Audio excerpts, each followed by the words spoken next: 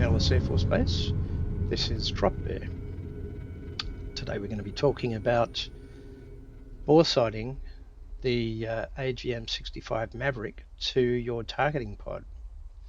The reason we have to do this is because when you first take off cold and dark, or when I should say when you first start up your aircraft cold and dark, the pylons, the Maverick pylons, are not aligned with the targeting pod. So what you see in the targeting pod, your weapons page, which I'll show you later, will not be pointing in the direction that you want it to be, or won't be pointing at the spot you want it to be pointing at. And that's why we boresight. However, if you start in the air, then it's not a problem because it's already boresighted, or assumed it's already boresighted. That's a DCS thing. But for starting up cold and dark, we do need to boresight them. So you can see on, as I say, pylons 3 and 7, there are 3 Mavericks on each one, and on the right-hand cheek of the aircraft is the targeting pod. Let's jump in. So I'm now going to start the aircraft and get everything up and running, and we'll head out to waypoint 2 in just a moment. However, I want to point out one other thing. There are 2 ways to do the alignment. There is another, which is aligning on the ground. And if you look, those cranes in the distance, they're actually not as far as you think. So they're probably less than 1 nautical mile away. As a result, pretty much everything at this Air Force base is also within 1 nautical mile away. ED stipulate that you should really be picking targets that are greater than 1 nautical mile away to have the alignment work properly. And it's one of the reasons why I don't like aligning on the ground. I know some people say they have success doing it and other people have a mixed result. Personally, I'd rather just get it done right the first time, and the best way to do that is to align them in the air. When you align them in the air, or the target that you use to align your Mavericks will be at least 7.5 to 8 nautical miles away when you start. So it gives you much better accuracy. So let's get started. I will see you when we're at waypoint 2.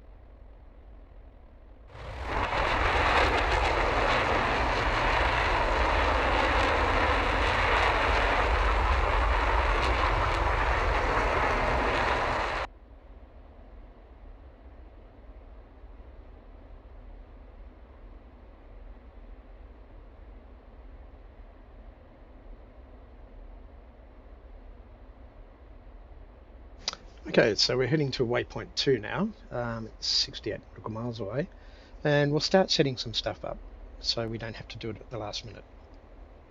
First of all, we turn on our targeting pod. We also switch to air-to-ground mode. With the right-hand screen, which is the weapons page, we're going to turn, or the SMS page I should say, we're going to turn on the Mavericks. Then click on SMS and click on weapons page. That will take a while to come up. When it does, you'll be looking through the Maverick's camera. And we change that from Viz mode to Pre. Pre is the mode that is connected to both the ground moving map and also the targeting pod. So on the left hand screen, of course, we want to have the targeting pod, both of which timed out at the moment. So again, we'll fast forward until they come up.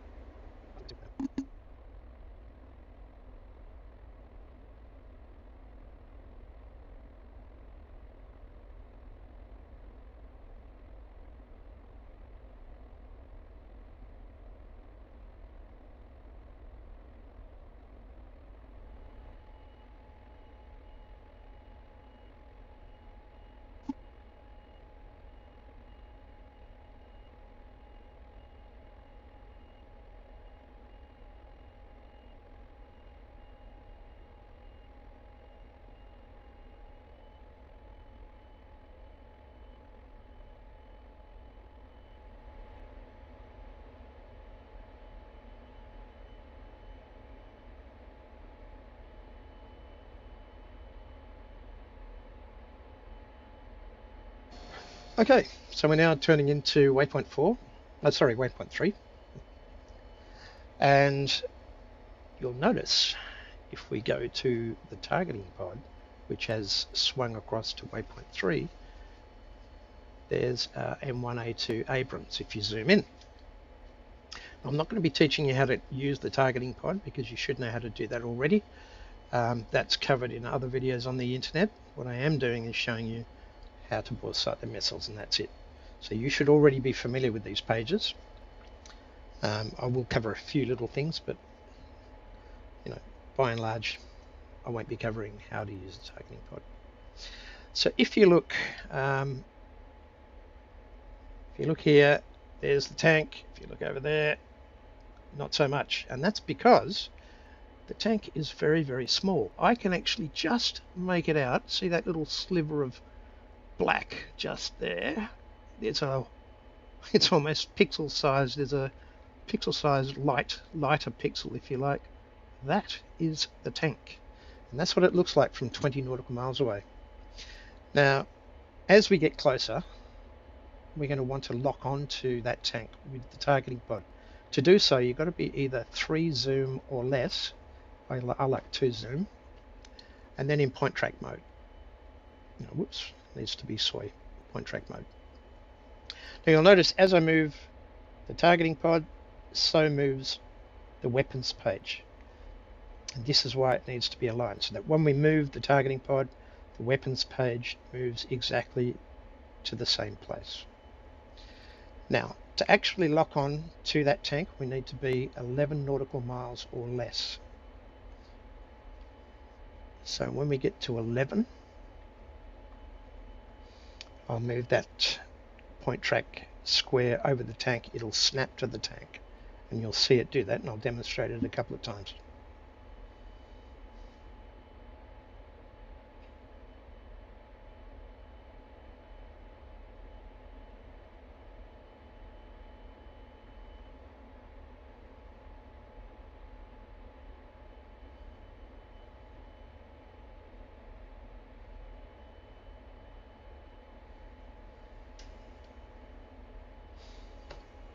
Okay, so 11 nautical miles, and there you go, it's snapped. If you didn't see that, I'll do it again. Oops, too far. There you go, snapped onto the tank. So now we go over to the weapons page, and you'll notice that the white pixel has now become several pixels. So I put my little cursor over that white area, which I know is the tank, and when we get to 7.5, we'll be able to lock on. 7.5, lock on. That's by TMUS forward once. Click on Boresight. Whoops, you've got to have the master arm on, or you won't be able to click on Boresight. Click on Boresight, and then move to Station 7. And we should be able to see, once again, just there it is, just above. Whoop. Let's getting a little bit bigger now. It's now about 10 pixels. Click on it. There's the tank. Boresight again. Now I know that probably looks as clear as mud to you on that weapons page, but that is, you can see it forming there. That is the tank. And that's what it looks like on the weapons page. So you're just going to have to get used to that. We'll jump out of there, and we'll now that we're boresighted, we're going to head off to waypoint 4 and pick it up at waypoint 4.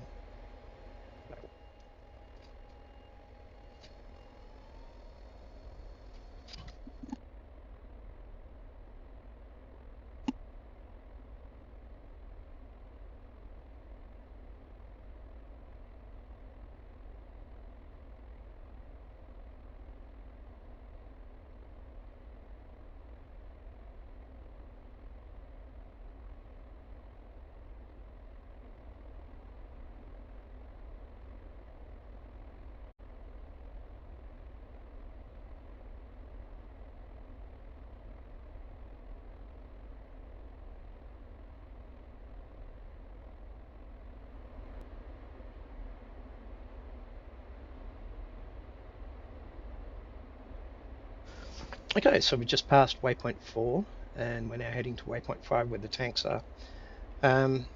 Reason I have jumped in early, I know we're 46 nautical miles away, but first of all I'm doing 500 knots, and when I approach targets that I'm going to take out with Mavericks, I like to be going a little bit slower so I've got time to make decisions. Very similar to when I'm trying to board, I don't want to be going too fast, I'm just overshoot targets I could have hit in one pass.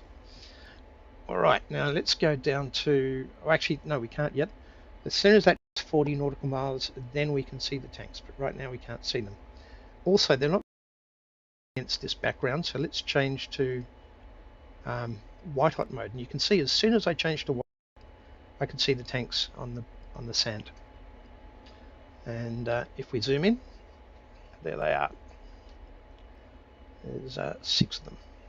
Just want to show you something. 2 targets are too close to each other like that. Sometimes the targeting pod, the weapons page will make a mistake, because as you can see the targeting pod can separate them quite easily because I can zoom in. But when I'm looking over here, which we can't actually see them yet, but they will appear soon, pixels in size, the weapons page can jump from one target to another by sometimes. So I'm going to show you how that happens. So as we get closer, we'll just maybe speed up again.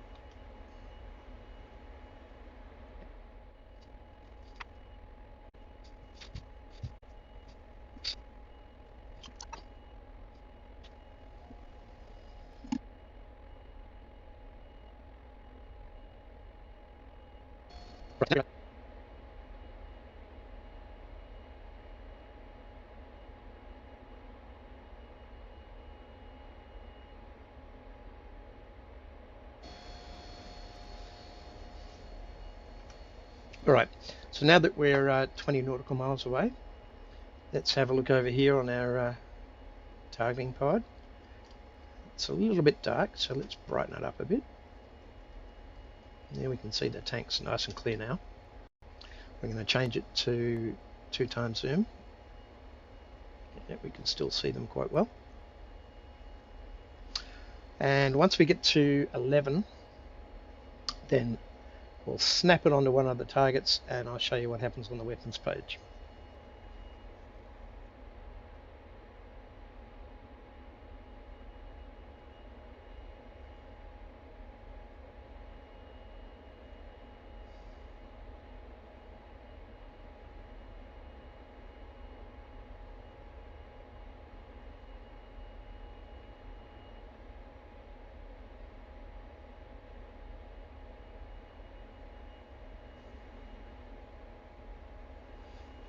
Beautiful map, Nevada map. If you haven't got it, I'd recommend getting it. It's great for training, and yeah, Groom Lake.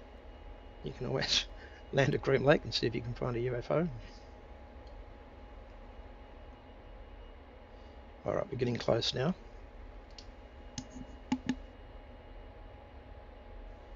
Okay. And it should snap onto the target just like that. Now let's have a look over here. You can see that that's pretty much over the targets, but if I have to wait until we're 7.5. I tried that too early. So there you can see it's right over the target that we've got locked up on the targeting pod. And when we get to 7.5, we're going to try and lock onto it.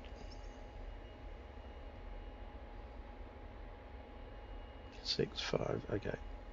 See how it jumped to the one next to it.